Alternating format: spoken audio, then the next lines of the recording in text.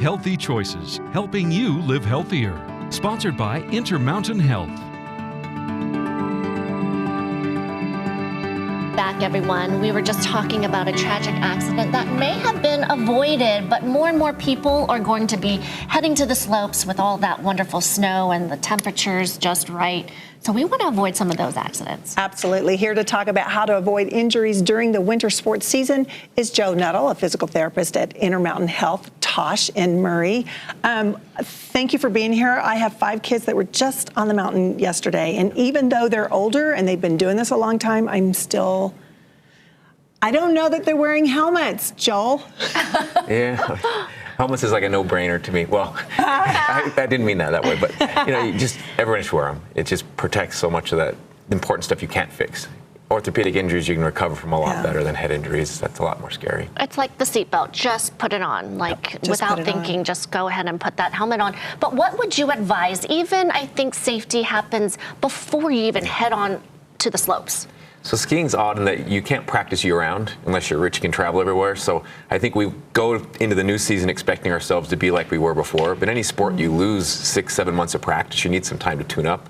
So in those early runs, the snow is bad, your reflexes are bad, and I know you want to have fun, but go out there and just rebuild those reflexes a little bit. Take it easy. Remember, everyone else is kind of rusty too, so watch those surroundings and just go out and enjoy it, but be safe those early few days.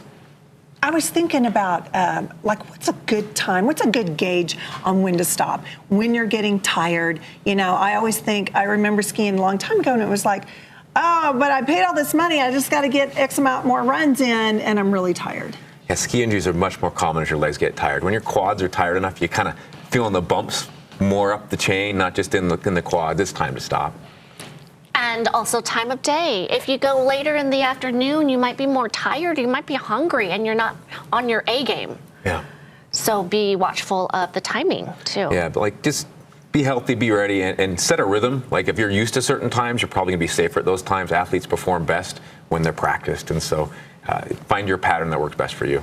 Who are you seeing most right now? Is it knee injuries? Yeah, I see primarily knee injuries. So about 90% of my patients are knee injuries. And I'm starting to pick up those skiers that have now been hurt, had surgery coming in, or just the sprains. So yeah, it's picking up for the ACLs. And you guys reminded me that I've been to Tosh many, many times.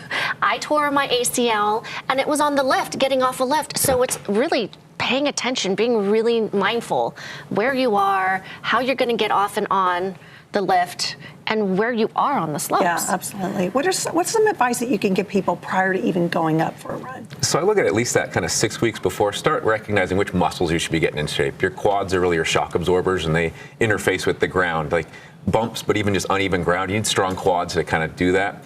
Your hips really are what stabilizes your knee and connects your legs with your core. And if your hips are weak, you're much more prone for knee injuries. Hamstring strength protects that twisting of the knee, and so they've really shown that's important for ACLs. Just a well-rounded multi-joint program is great.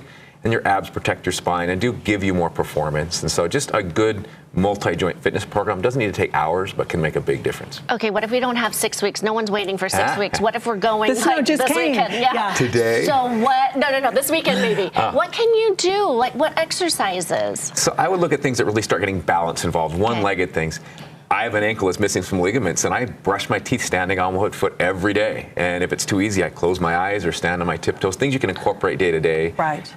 Things like split squats and one-leg lunges, or if you haven't done anything with some light impact, some light little jump lunges where you're switching can just get those shock absorbers used to absorbing shock and not just used to walking. So you talked about the legs. What about your core? Yep. So core is really a link, and they have linked core strength with leg injuries, but also back injuries.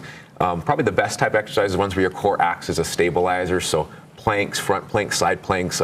Hip thrusters are awesome because they link your core with your hips and your glutes and your hamstrings.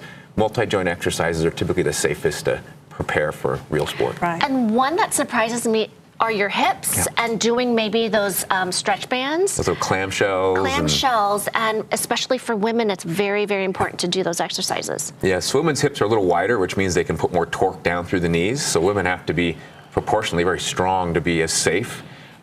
So things like clamshells. I love the monster walks where your feet are planted, because the more you mimic a sport, the better. So that's where you have the band around your ankles or your knees and you're walking sideways, and make them smooth, be in control. Like, you should be in control, not the band. What about getting ready, like with your children? How can children get ready for this? So children hopefully should be outdoors playing a lot. I think children, if anybody, are practicing the most being aware of their bodies. And I do think, get them off the tablets.